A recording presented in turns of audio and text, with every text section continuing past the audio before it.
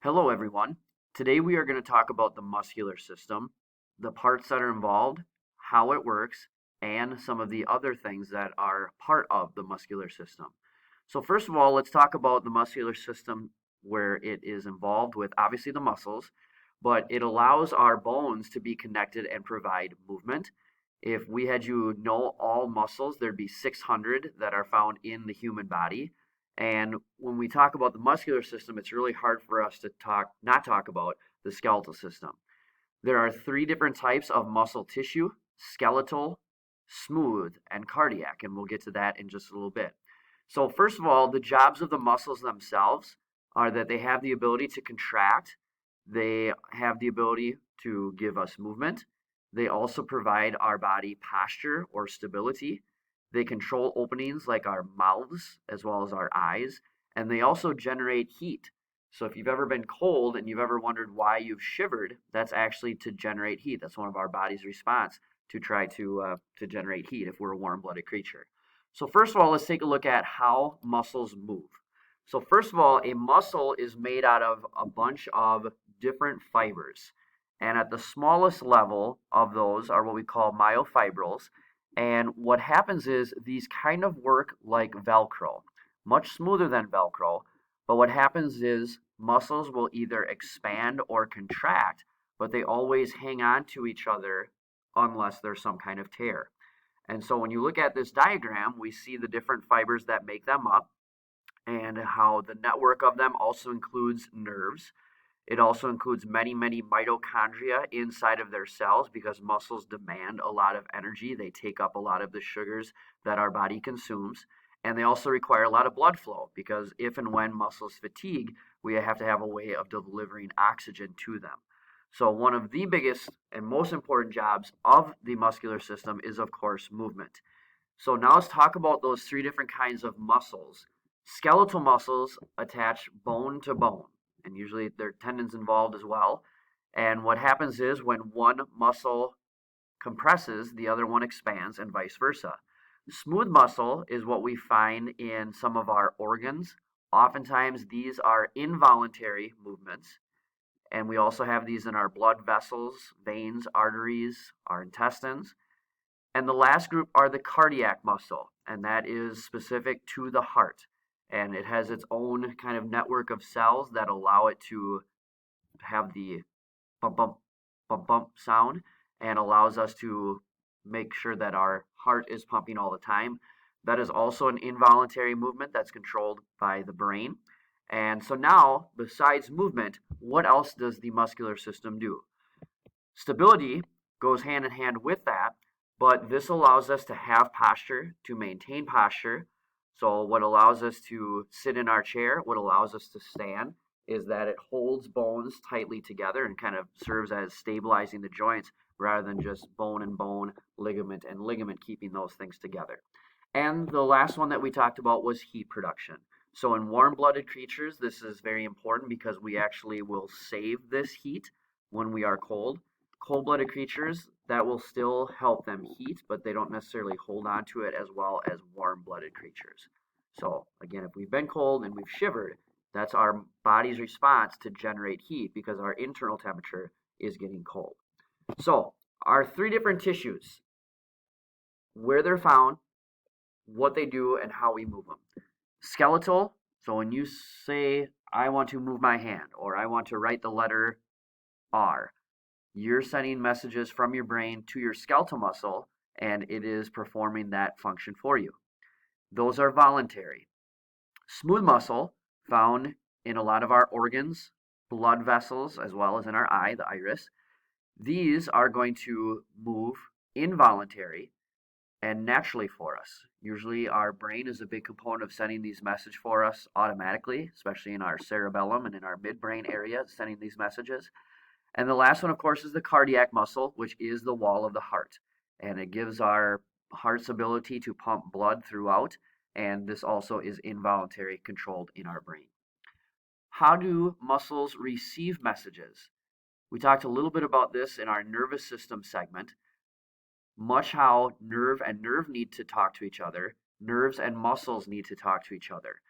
And there is a special transmitter called acetylcholine that will allow muscles to receive messages and therefore expand or contract.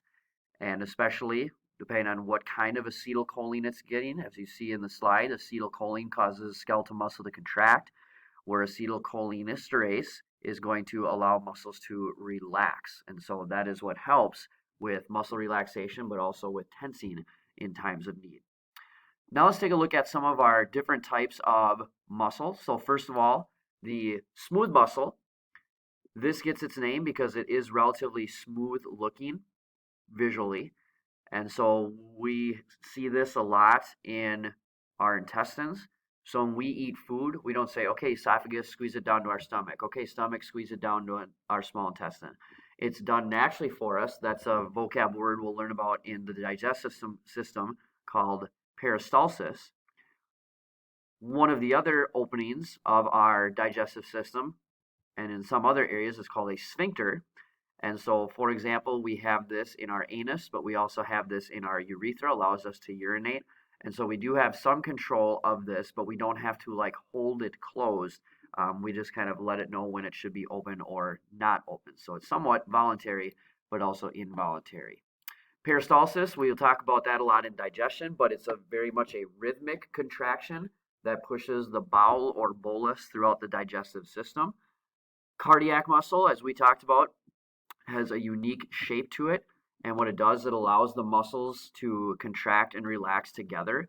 So the heart has a lubbed up sound, it is referred to as, where the atria will squeeze, that's the top two chambers of the heart, and then the ventricles will squeeze.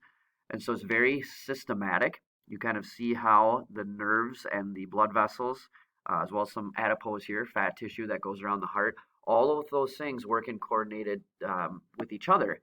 And it will also be influenced by our brain. If we, for example, are exercising, or if we're nervous or something like that, we might need to speed up or slow down contractions. Then we get into how muscles actually use that energy.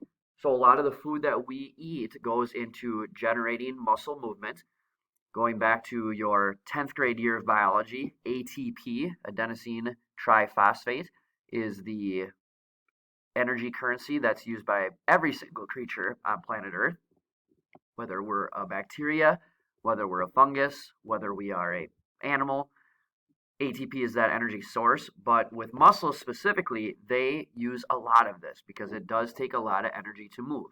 And so muscle cells have a lot of mitochondria. They demand a lot of ATP, but it's for good reason because they're doing a lot of movement, and movement costs energy.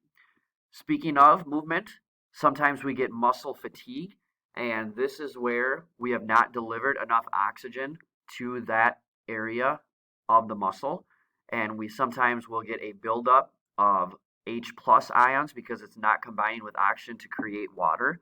And so lactic acid literally makes our blood and muscles become more acidic, and then we perceive that as pain. And when we have run, let's say not for a very long time, and then all of a sudden we say, hey, I'm going to go run for 5 miles, and we are very, very sore the next day, that's because we haven't built up what's something called the anaerobic threshold. So that's why oftentimes training, they do it in increments, or they have you do it in stages rather than just saying, okay, I'm going to train for a marathon in one day. You want to make sure that you build up that anaerobic threshold, otherwise you are almost guaranteed to be sore. Now let's talk a little bit about how we name the skeletal muscles. So oftentimes it's either the movement that they have, it's where they are attached to, or the insertion that they have within the muscle. And so, for example, our biceps brachii, our biceps, gets its name because it has two muscles. There's the bi or bi part of it, and then the brachii part of it gets its name because that is where it's attaching to. And so that's how we sometimes will name some of these muscles, some of the 600 different muscles that we have in our human body. With attachments and actions, they can also be named on what type of movement they're providing. So something called a synergist helps prime and stabilize the joints. Something that's an antagonist goes opposite of that. So if you have a synergist muscle, that also means that you typically have an antagonist muscle. So when one relaxes, the other compresses. When one compresses, the other is going to relax. So they are what we call synergist and antagonist with each other. Let's end this slideshow by talking about a couple of different diseases and disorders of the muscular system. So it'd be good for us to know a few of these and kind of what it's caused by. So a few of these are genetic related. Some are conditions that can happen over long periods of time. So fibromyalgia is one that is caused by pain, or it's a feel of pain. And fibromyalgia typically happens in older people, but it also can happen in younger people at an early onset age. Muscular dystrophy is something that is inherited, and that's basically where muscles become weaker over time. Sometimes this results in less posture or not being able to stand.